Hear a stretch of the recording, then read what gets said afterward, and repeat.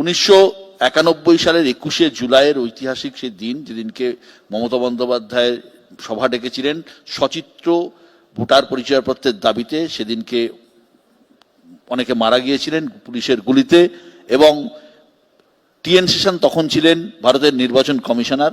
TN session যখন অবসর নিচ্ছেন 1996 সালে, সেই মুহূর্তে ভারতবর্ষের সচিত্র ভোটার পরিচয়পত্র 20 লক্ষ লোককে দেওয়া সম্ভব হয়েছিল 1996-এ। পরের বক্তা কংগ্রেসের পক্ষে অভিষেক বন্দ্যোপাধ্যায়। 1991-এর 21শে July no EPIC card, no vote, এটা যেমন সত্যি, আবার এই মমতা বন্দ্যোপাধ্যায়ের আমলে বিধাননগরে প্রয়াত দ্বিজেন মুখোপাধ্যায় ভোট দিতে আসেন, এটাও সত্যি। এবার প্রয়াত দ্বিজেন মুখোপাধ্যায় বা কালকে যদি বাপি লাহিড়ী বা হেমন্ত মুখোপাধ্যায় আসে, সেটা ভুতুড়ে ভোটার। আজকে আমরা যেটা নিয়ে আলোচনা করছি সেটা হয়তো সম্ভবত আমরা পরিব্রাজক ভোটার বা পরিযায়ী ভোটার বলতে পারি। সৈয়দ মুজতবা আলী দেশে বিদেশে গল্পে একটা অসাধারণ প্রসঙ্গের অবতারণা করেছিলেন। এরকমই একটা প্রশাসনিক প্রহসনে একজনকে জোর করে জেলে ঢুকিয়ে দেওয়া হয়েছিল এবং সে দীর্ঘদিন জেলে থাকার পর তাকে নাম জিজ্ঞাসা করলেই সে বলতো পঞ্জিম হস্তম, অর্থাৎ আমি 45 নম্বর। যারা এটা পড়েননি তারা যদি ভিডস যারা দেখে থাকেন তাহলে দেখবেন শাহরুখ খানের সঙ্গেও একই ঘটনা ঘটেছিল। তার নাম ছিল হচ্ছে কয়েদি নাম্বার 786।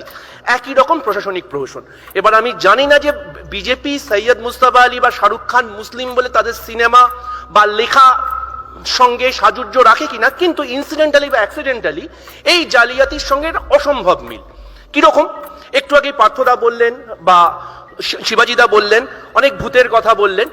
ঠিক যেরকম ভাবে রাম কারমাল দাস দিল্লি নিবাসী এবং উত্তরপ্রদেশের অসম্ভব শিলাজিতের গুণে সেই শিলাজিৎ ভারতবর্ষে এক্স্যাক্টলি কোথায় পায় আমরা জানি না, 1 বছরে 13 বার বাবা হয়েছেন। আজ অব্দি বায়োলজিক্যাল সায়েন্স এটা সম্ভব করতে পারেনি, ওনাকে অবিলম্বে নোবেল পুরস্কার দেওয়া উচিত। কিন্তু হ্যাঁ, এটা সম্ভব।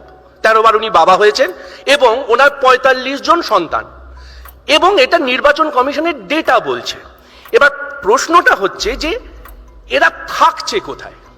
এরা থাকছে হচ্ছে ঠিক যে কথাটা একটু আগে শিবাজিদা বা জগন্নাথদা বা পার্থদা বললেন, সেটা হচ্ছে কি, যে যখনই মহারাষ্ট্রে 36 লক্ষ, ধরুন 5 বছরে 2019 থেকে 2024 একটা রাজ্যে 32 লাখ ভোটার বেড়েছে। 2024-এর লোকসভা থেকে 2024-এর বিধানসভার 5 মাসের ভেতর 39 লক্ষ বা 38 লক্ষ ভোটার বেড়েছে। শুধুমাত্র 17ই ডিসেম্বর দিল্লির ইসিআই বলছে, এটা আমার বক্তব্য নয়, ফর্ম 6-এর আবেদন করেছেন 5,10,000 মানুষ। আপনাদের প্রত্যেকের হাতে স্মার্টফোন আছে, আপনারা চেক করে নিন। 5,10,000 মানুষ। এরা আসছে কোথা থেকে? ওই যে 45 জন যে বাবা হয়েছেন বা 45 জন সন্তান, তারা অ্যাসাইনমেন্ট নিয়ে বিভিন্ন রাজ্যে চলে যাচ্ছে। এবার যে প্রশ্নটা সবাই করে, কর্ণাটকে, তেলেঙ্গানাতে যেখানে কংগ্রেস জিতছে সেখানে কি এই ঘটনা ঘটছে না? এখানে মাথায় রাখতে হবে, যে কোনো ডেটা স্যানিটির ক্ষেত্রে আপনাকে আপনার ক্ষমতাটা বুঝতে হবে। আমি কর্মক্ষেত্রে একজন তথ্য প্রযুক্তিবিদ। যারা এখানে কমার্সের সঙ্গে একটু সাযুজ্য রাখেন, আপনারা কম্পেনসেটিং এরার শব্দটা শুনেছেন হয়তো। কম্পেনসেটিং এরার মানেটা কি? ধরুন যে কোনো একটা বুথে 900-950 জন ভোটার আছে, সেখান থেকে আপনি 25 জনকে বাদ দিচ্ছেন যারা কংগ্রেসি ভোটার এবং 25 জন বিজেপিকে যোগ করছেন। তার মানে একটা বুথে আপনার ব্যবধান কি দাঁড়ালো? 50। একটা বিধানসভায় 250 থেকে 300টা বুথ থাকে, অর্থাৎ গুণ করলে দাঁড়ায় 12,500 থেকে 15,000।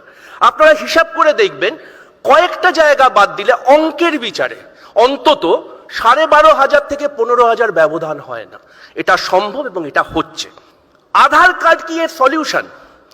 যারা সবাই জানেন, এবং এক্ষুনি এখানে দাঁড়িয়ে শিবাজিদা বললেন, Aadhaar card is not a citizenship proof.